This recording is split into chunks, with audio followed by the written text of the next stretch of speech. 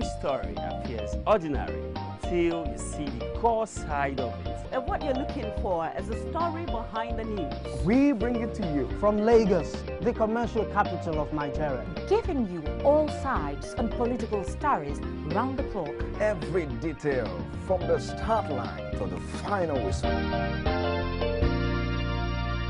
CoreTV News, expanding your view.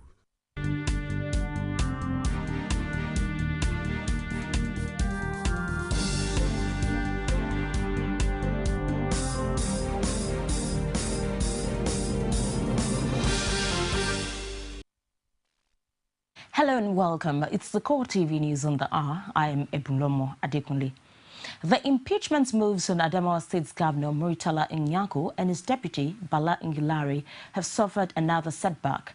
The company, accused of siphoning contracts money worth 300 million naira meant for the construction of Mubi Bypass Road by the Adamawa State House of Assembly, has debunked the claims.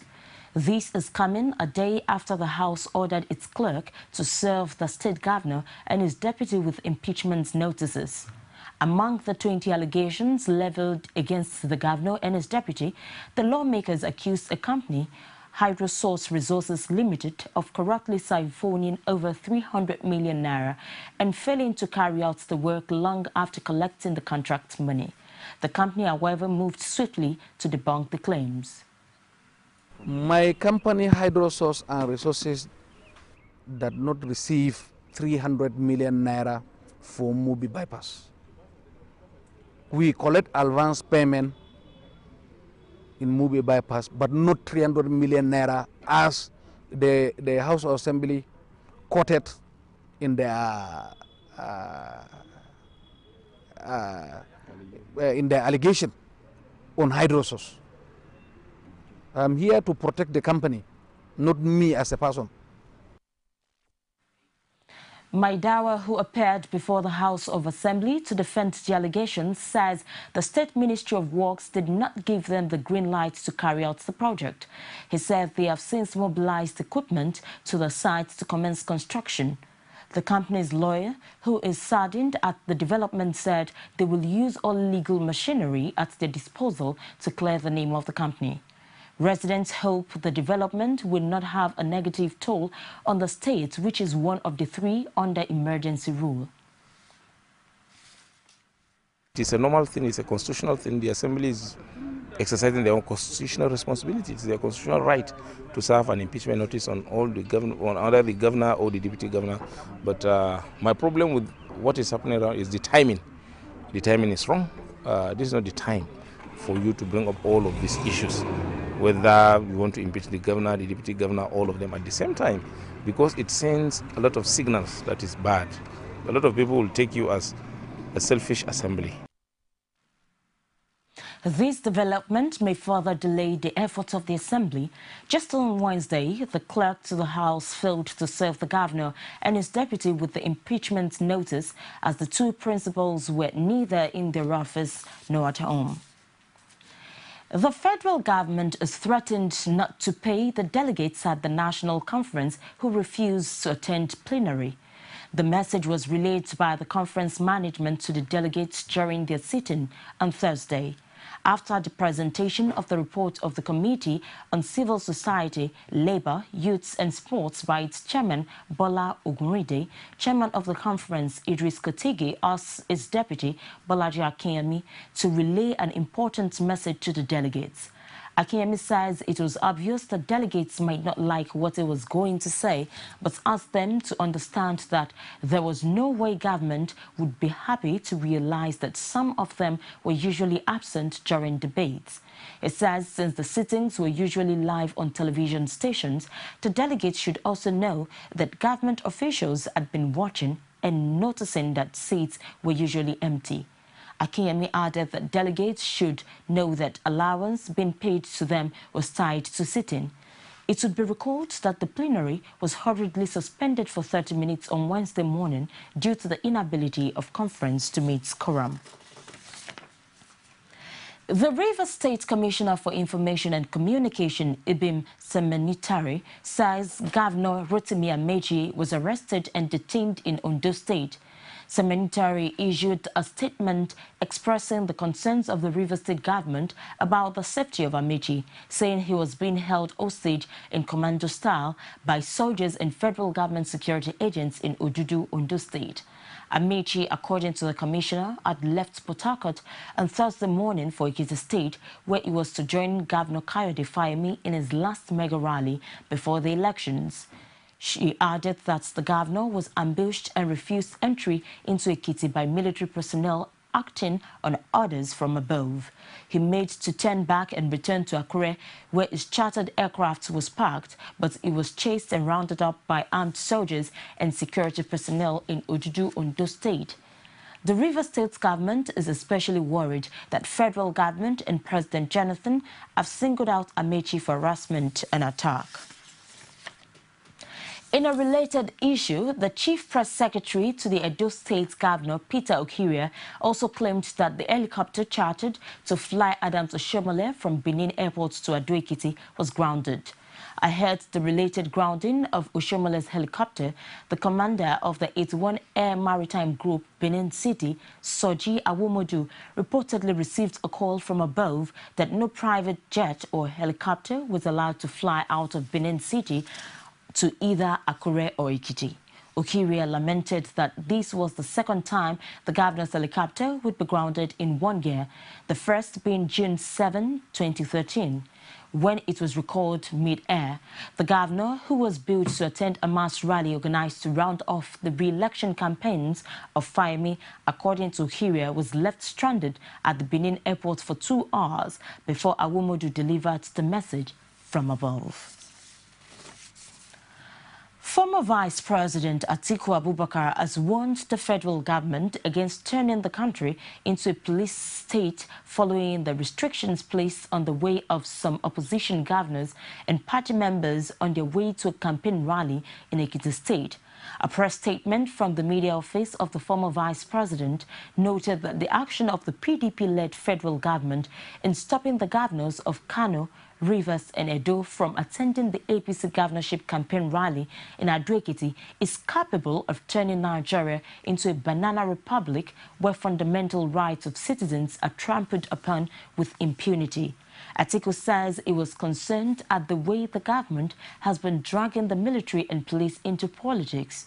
He, however, added that whether the PDP uses force or not, it would suffer the repercussions at the poll.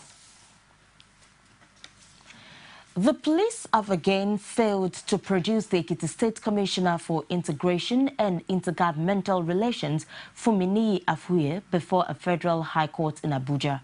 Afuye and 11 others were due to be docked on terrorism charges on Thursday after the police failed to turn up with the accused persons on Wednesday. The matter was not listed for hearing in Justice Evo Chukwu's court, and none of the lawyers showed up. There are indications that the police may have withdrawn the terrorism charges filed against the accused persons.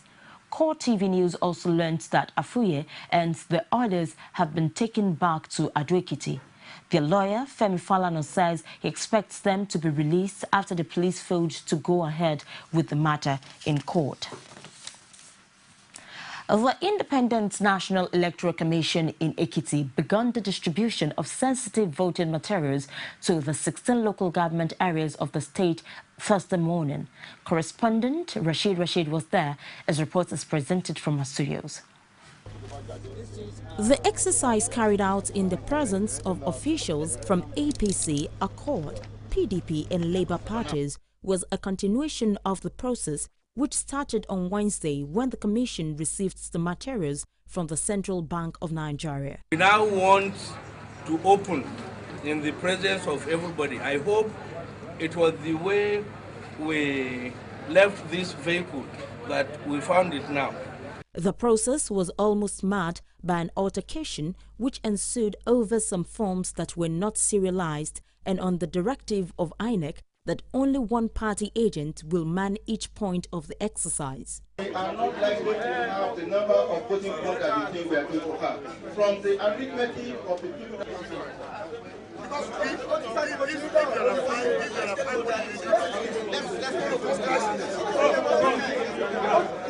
The voting materials were later distributed from a truck in accordance with their designated local government areas before their takeoff to their various destinations. Who is the driver? Who is the driver? You. Where is your luggage?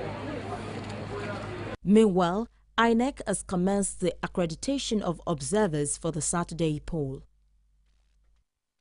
The federal government is to withdraw the licenses of owners of non-performing coal blocks. This was one of the decisions at the meeting of the National Council on Privatization in Abuja. Minister of Power Chinedu Nebo explained after the meeting that there is no point in people holding onto licenses at a time the country is looking for coal to generate power. Who have licenses for coal blocks, but unfortunately have not developed them.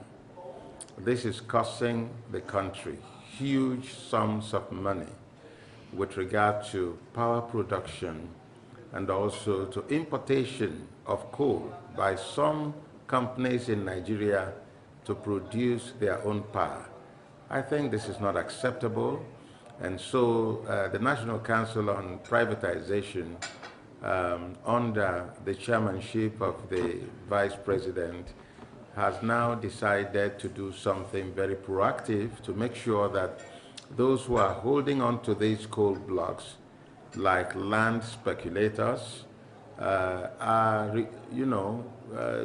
shown the way out of these licenses, because there is no reason why we will be looking for coal to produce power and people are sitting on these resources and refusing to develop them. I don't think it's a very patriotic thing to do, and so the decision of the National Council on Privatization is to ensure that those who do not want to immediately begin to produce coal have their licenses withdrawn. You're watching CoreTV News on the hour. Take a short break and we'll be back with more. Don't go away. Nigerians continue to the city of Lagos went agog as all routes to you be the first to know from the north, south, east, west and around Africa. We break the news. One Nigeria. Now you can catch all the actions live as the news breaks. We are CoreTV News. Welcome to CoreTV. A 24-hour news station.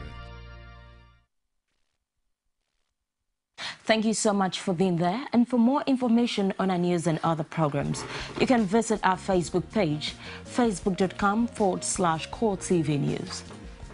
Our Twitter handle @CoreTV News NG. You can watch our videos on YouTube, youtube.com/CoreTV the news. Taliban militants set NATO military vehicles ablaze in Afghanistan, with local officials saying 37 were affected, though the coalition confirmed only that several were damaged. All three attackers died in a gunfight with Afghan police and soldiers at the Torkham border crossing with Pakistan. The Taliban claimed responsibility via a recognized Twitter account. A spokesman for NATO's International Security Assistance Force says the attack occurred outside Forward Operating Base Torkham and confirmed the significant damage to several vehicles. NATO vehicles in parking lots at the border have been attacked before, with one policeman killed in a similar assault in December. Torkham is a key crossing into Pakistan for NATO supplies, leaving Afghanistan as the US-led coalition withdraws. And that's the news for this hour. Join us again top of the hour for more. We'll take a short break now and we'll start on Core Digest.